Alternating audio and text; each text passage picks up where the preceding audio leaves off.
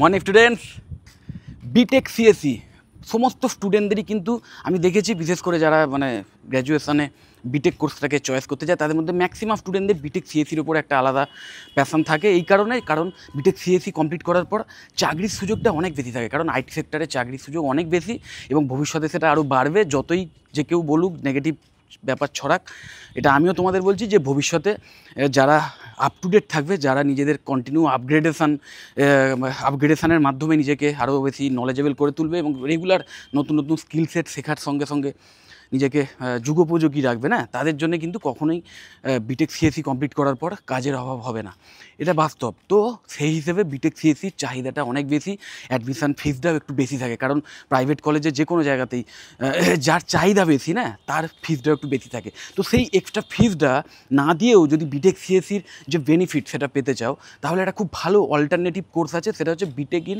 ECE, electronics and communication engineering. এই কোর্সের মধ্যেও বিটেক সিএসসিতে যে সমস্ত কম্পিউটার সায়েন্সের যে সমস্ত শিক্ষাগুলো দেওয়া হয়, তার মধ্যে যেটা সবচেয়ে বেশি ইম্পর্টেন্ট সেটা হচ্ছে বিভিন্ন রকম প্রোগ্রামিং ল্যাঙ্গুয়েজ। এই প্রোগ্রামিং ল্যাঙ্গুয়েজ শেখানো এবং ডিভিএমএসের যে অ্যাপ্লিকেশান, সেইগুলোর ওপর বিভিন্ন বিষয় এই কোর্সে শেখানো হয় সিএসসিতে। তো সেই ব্যাপারগুলো কিন্তু ইসিইতেও শেখানো হবে।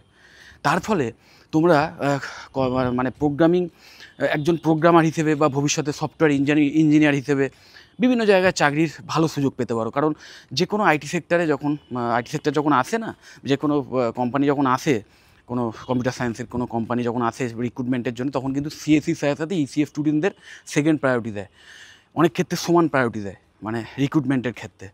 ধরো কোনো ওই সফটওয়্যার ডেভেলপার বা সফটওয়্যার ইঞ্জিনিয়ার বা ধরো কোনো প্রোগ্রামার এই লেভেলের বা সফটওয়্যার অ্যানালিটিক এই টাইপের কোনো এর জন্য পোস্টের জন্য যখন ইন্টারভিউ অ্যারেঞ্জ করে, তখন কিন্তু সিএসসির সাথে সাথে ইসিই স্টুডেন্টরাও সমান গুরুত্ব পায়।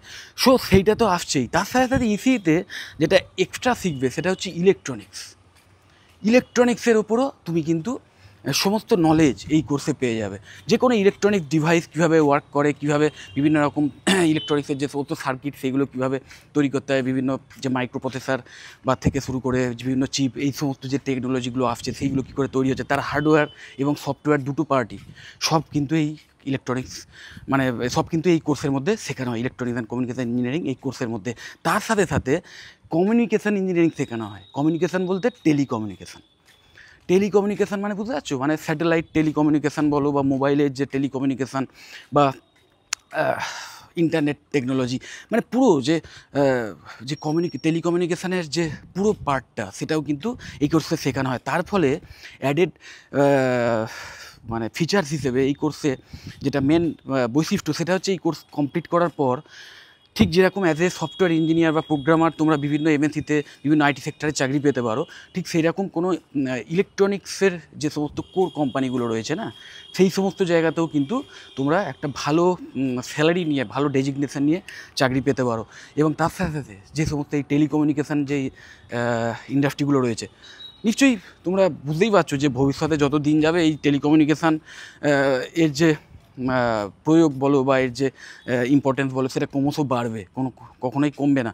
সো সেটারও কিন্তু মানে তার ফলে সেইখানেও কিন্তু কাজের সুযোগটা অনেক বেশি থাকতে। সো আমি বলবো যে সিএসসির চেয়ে বরং ইসিইতে না মানে কাজ পাওয়ার যে ক্ষেত্রটা সেটা আরও অনেক ব্রড। সো আমি তোমাদের বলবো অবশ্যই বিটেক সিএসসির ছাড়াও এই ইসির যে সিলেবাস, আমি অবশ্যই আমার ভিডিওর ডিসক্রিপশান বক্সে দিয়ে দেবো, ম্যাকআউটের যে ইসির যে সিলেবাস, লেটেস্ট যে সিলেবাস সেইটা দিয়ে দেবো। তোমরা সেইটা দেখে নিলে আইডিয়া পাবে যে মোটামুটি কোন কোন বিষয়ে তোমাদের পড়ানো হবে, এবং তখন তোমরা ডিসাইড করতে পারবে যে আলটিমেটলি এই কোর্সটা তোমাদের জন্য উপযুক্ত হবে কিনা। আমি তোমাদের অবশ্যই সাজেস্ট করব যে মানে শুধু বিটেক সিএসসি নয়, অনেক ক্ষেত্রে এই কোর্স ফিটা বেশি হয়, তো সেই অ্যাডেড কোর্স ফিটা একটু কমানোর জন্যে, একটু যাতে কম হয়, এবং শুধু তাই না, ওই যে অপরচুনিটিসগুলো একটু বেশি থাকে। ওকে, তো সেই ব্যাপারগুলো একটু দেখে নিও, যাদের বিশেষ করে ইলেকট্রনিক্সের বিভিন্ন হার্ডওয়্যার পার্টের উপরে ইন্টারেস্ট রয়েছে এবং টেলিকমিউনিকেশান এর ওপরেও বিভিন্ন নতুন নতুন টেকনোলজি শেখার ইচ্ছে রয়েছে তাদের জন্য কিন্তু খুব ভালো কোর্স, অবশ্যই প্রচুর অপরচুনিটিস আছে। তো অবশ্যই সিলেবাসগুলো দেখে নিয়ে তোমরা এই বিটেক ইসিইতেও অ্যাডমিশানের চিন্তা করতে পারো এবং অ্যাডমিশান প্রসিডিওর স্টার্ট করে দিতে পারো। আর ডাইরেক্ট অ্যাডমিশান কিন্তু অলরেডি স্টার্ট হয়ে গেছে, মনে রাখবে। মানে ম্যানেজমেন্ট কোটায় যে অ্যাডমিশানগুলো হয় বা তোমার মার্কসের ভিত্তিতে, মানে অবশ্যই ম্যাকআউট অ্যাফিলিয়েটেড যে সমস্ত কলেজ আছে সেখানে এখনও পর্যন্ত জয়েন্টের র্যাঙ্ক মিনিমাম তোমাদের লাগবেই। যে উইদাউট জয়েন্টের অ্যাডমিশান ম্যাকআউট অ্যাফিলিয়েটেড কলেজগুলোতে এখনও পর্যন্ত চালু হয়নি, হয়তো শেষের দিকে হতে পারে যদি ম্যাকআউট সেটা ডিক্লেয়ার করে, কিন্তু এখনও পর্যন্ত করেনি। তো আমি বলবো যারা জয়েন্টে র্যাঙ্ক করেছো কিন্তু পেছনের দিকে আছে এবং অলরেডি বুঝে গেছো যে কাউন্সেলিংয়ের মাধ্যমে পছন্দের কলেজে নাও পেতে পারো, তারা কিন্তু এখন থেকে ট্রাই করতে পারো। কিন্তু আমি অবশ্যই বলবো যেখানে দেখবে যে প্রচুর এক্সট্রা ডোনেশান লাগছে বা খুব বেশি ডোনেশান লাগছে, সেই জায়গাটায় মানে অ্যাভয়েড করো, কারণ ফিজটাও খুব ইম্পর্ট্যান্ট। কলেজের যেমন ইনফ্রাস্ট্রাকচার বলো বা ফ্যাকাল্টি মেম্বার্স বলো বা সেই কলেজের যে প্লেসমেন্ট অ্যাসিস্ট্যান্স, সেইগুলো যেমন ইম্পর্টেন্ট, কিন্তু মোরাললেস না সব কলেজেই এগুলো সেমই থাকে, প্রাইভেট কলেজগুলোর কথা বলছি। কিন্তু যেটা মেন প্রায়োরিটি দেবে সেটা হচ্ছে ফি স্ট্রাকচার। খুব বেশি এক্সট্রা ফি স্ট্রাকচার দেওয়ার দরকার নেই।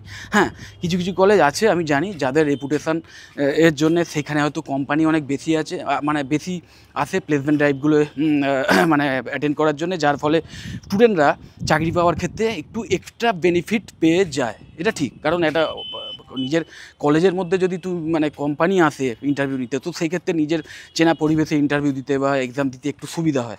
এইটা ছাড়া না খুব বেশি এক্সট্রা মানে ফিচার্স কিন্তু আশা করো না যে প্রচুর টাকা দিয়ে এক্সট্রা দিয়ে ভর্তি হচ্ছি মানেই আমি এখান থেকে চাকরি পেয়ে যাব, সেটা কিন্তু নাও হতে পারে। কারণ আলটিমেটলি পুরোটাই নির্ভর করবে তোমার কোয়ালিটির ওপর। তুমি সারা বছর ধরে কতটা ভালো করে পড়াশোনাটা করেছো এবং তোমার মধ্যে কতটা স্কিল সেট তৈরি হয়েছে, তোমার সফট স্কিল কতটা আছে, তোমার প্রফেশনাল স্কিল বা টেকনিক্যাল স্কিল কতটা আছে, তার উপর ডিপেন্ড করবে যে তুমি চাকরিটা পাবে কি পাবে না। সো অবশ্যই এই ব্যাপারগুলো মাথায় রেখে তবেই অ্যাডমিশান নিও। আর আমাকে যদি আমার থেকে পরামর্শ নিতে চাও যে কোন কলেজে অ্যাডমিশান নেওয়াটা উচিত হবে বা কোন কলেজে কী কী ফিচার্স আছে, কীরকম ফি স্ট্রাকচার আছে এই বা কোথায় উইদাউট ডোনেশান বিটেক সিএসসি বা ইসিতে ডাইরেক্ট অ্যাডমিশানের সুযোগ পাওয়া যেতে পারে, এই সমস্ত ব্যাপারে যদি কোনো পরামর্শ চাও অবশ্যই আমাকে হোয়াটসঅ্যাপ করতে পারো, বা আমাদের topisinstitute.in-এর যে ওয়েবসাইট আছে বা collegekolkata.com-এর যে ওয়েবসাইট আছে সেগুলোর লিঙ্কও আমি দিয়ে দেবো। সেইগুলোতে তোমরা ভিজিট করে সেখানকার অ্যাডমিশান এনকোয়ারি ফর্মটা ফিল আপ করে রাখতে পারো। সেক্ষেত্রে আমাদের এক্সিকিউটিভরা যখন তোমাদের কল করবে তোমরা তাদের থেকে এই সমস্ত তথ্য পেয়ে যাবে। এবং অবশ্যই কোনো রকম উইদাউট এক্সট্রা ফিজ ছাড়া, কোনো রকম হিডেন ফিজ বা কোনো রকম এক্সট্রা হিউজ ডোনেশন অ্যামাউন্ট এইগুলো ছাড়া একদম মানে প্রপার কলেজে গিয়ে সেই মানে বেস্ট কলেজ যেটা হবে সেই কলেজে গিয়ে যেটা তাদের অফিসিয়াল যে ফিজ, সেই ফিজ দিয়েই তোমরা কিন্তু অ্যাডমিশানের সুযোগ পাবে।